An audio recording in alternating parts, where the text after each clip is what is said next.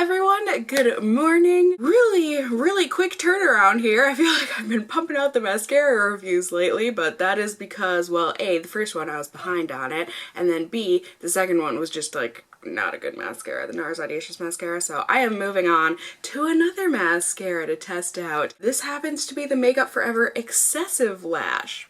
I don't know, I really haven't heard much about this. I've gotten a couple deluxe samples or whatever. One of them I ended up sending out in a giveaway just for a little extra to throw in there. Erin, how'd you like it? Have you tried it?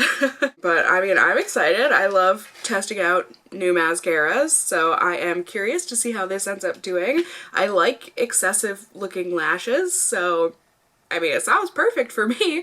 So let's go ahead and hop on to either Sephora or Makeup Forever's website, one or the other, and read more about this because, like I said, I have no idea about this product other than it's a mascara, and apparently it is made in France. So like I said, this is the Makeup Forever Excessive Lash Arresting Volume Mascara. It is $25 for 0.15 ounce of product. Apparently it's got pretty good reviews. The only color option is black, so there is no waterproof or not waterproof option or brown, black, brown type option. The wand looks terribly underwhelming, but you know, who knows? Maybe it'll end up working. I mean, look at that zoom in on the not excessive bristles. What this is, it's a mascara to coat the lashes with alluring volume and bold definition with its exclusive small brush. Okay, so they like that it's a small brush. This is going to create high volume and instantly enhance the lashes. It's got an easy glide on formula to allow for ultra black and buildable intensity while lashes remain separated and defined. Apparently, the wand was designed by and for professional makeup artists to reach and coat every lash. It's got hard and soft fibers within it, working together to build dramatic volume while creating definition. So it looks like they do have ways that you are supposed to use this, one of which being adding 2 to 3 coats without waiting for it to dry. And also, I mean, I have heard this before, but to look downward and apply the mascara to the top of the upper lashes. I don't know that I'm advanced enough to do that technique, but I mean, we can see. I can give it a try. For YouTube. I mean, I think that's it for now. I'm excited to try this out after seeing that it's got pretty good reviews and everything, and I'm excited to, as always, test it with you guys. So let's go ahead and sing the song together, and then we can get on into putting this on my lashes. Let's test, hot mess or the best.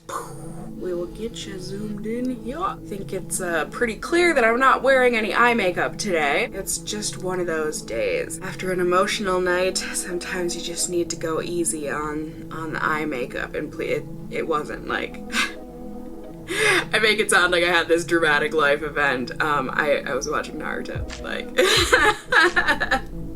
oh, nerd problems. Okay, so mascara. Here's the wand. It looks quite different, I feel like, than the one that they showed on the website, but maybe that's just because this is coated in mascara or something. Looks like a stubby little chode, but that's okay. Motion of the ocean, people. So there we go.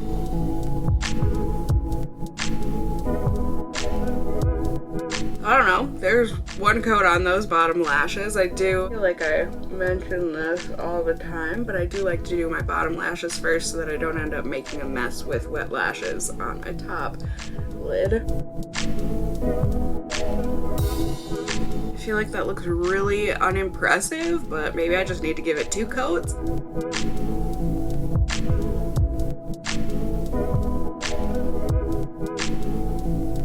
Yes, indeedy. So the second coat made a huge difference, but the real test, I feel like, is to do these top lashes. Okay. It feels so unnatural. I don't even think I'm doing this right.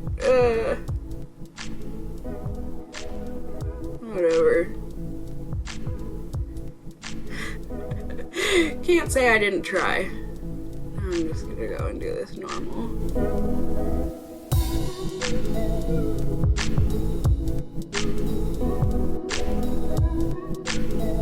Okay, so there it is with 1 coat. I mean, I think it looks pretty good, right? Like really separated like it said it was going to. So I'm gonna try and do this quick here before it dries and put on a second coat.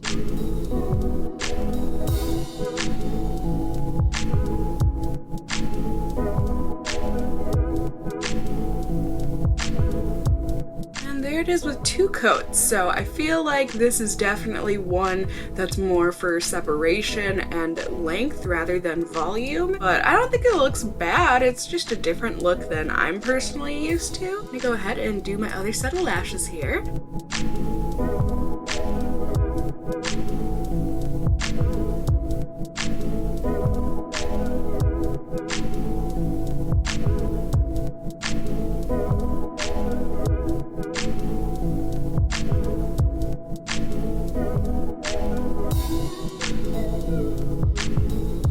There we go, 2 coats on both sets of lashes. I kind of like this, you guys. Like, it's a different look than I typically have on my lashes, but that's not necessarily a bad thing. They're just, I think maybe because it's not like a volumizing mascara, it's able to give that really separated and like fluttery and lengthened look. I don't know.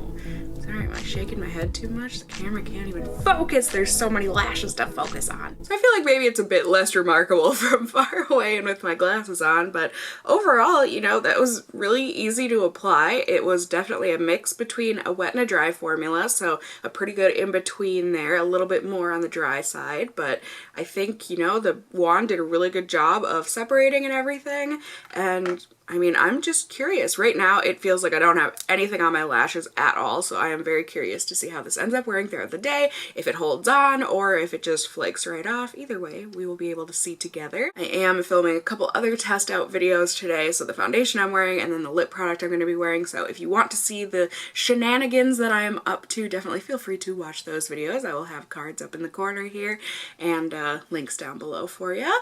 But otherwise, with mascaras, I just will either check in if something catastrophic happens, or else I will just be seeing you all at the very end of the day so that we can see how this ended up doing. It is currently 10:30 in the morning. In any case, I will just see you all very soon here on YouTube land. Bye! Alright, hello everyone, good evening. It is the end of the night here. It is currently 12:21 in the morning. Fine, 22, be that way, oven clock. See if I ever use you again in a time check-in. Mascara. The one defining thing that I did do today that I think is like pertinent for you to know about is that I did go and see Hidden Figures in theaters, and I cried a few times.